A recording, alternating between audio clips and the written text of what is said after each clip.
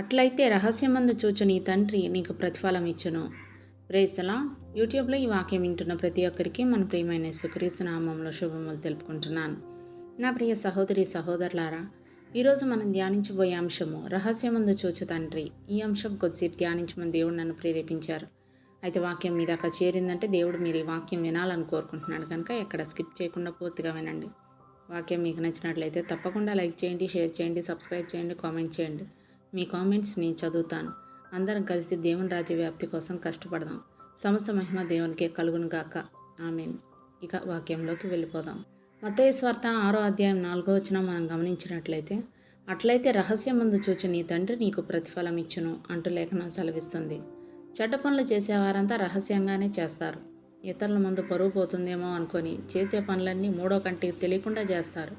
మనుషుల మెప్పును కోరుకునే వాళ్ళు మనుషుల ముందు నిజాయితీగా ఉంటారు, కానీ వ్యక్తిగతంగా వారి ప్రవృత్తి వేరుగా ఉంటుంది.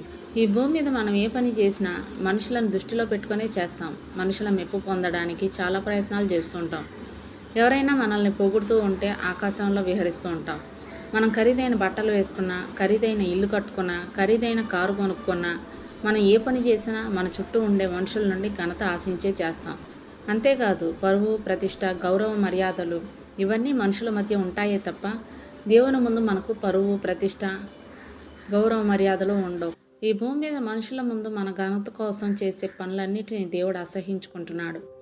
మీరు మనుషుల ఎదుట నీతిమంతులని అనిపించుకునేవారు, కానీ దేవుడు మీ హృదయములను ఎరుగను.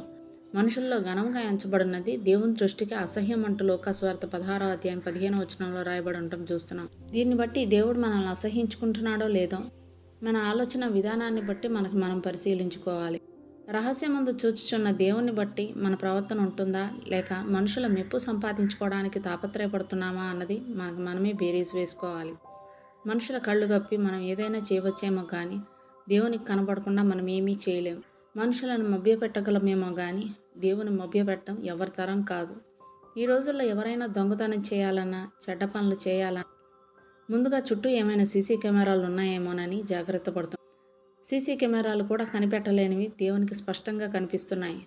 మనుషుల దగ్గర ఉన్న టెక్నాలజీ కంటే అధునాతనమైన టెక్నాలజీ దేవుని దగ్గర ఉంది. నేను కూర్చుండుట, నేను లేచుట నీకు తెలియను, నాకు తలంపు పుట్టక మునిపే నీవు నా మనసు గ్రహించుచున్నావు అంటూ కీర్తనల గ్రంథం 139వ అధ్యాయం 2వ వచనంలో రాయబడి ఉండటం చూస్తున్నాం. మనుషులు కనిపెట్టలేని మన హృదయాల్లోని ఆలోచనలన్నీ దేవుని దగ్గర రికార్డ్ అవుతూ ఉంటాయి.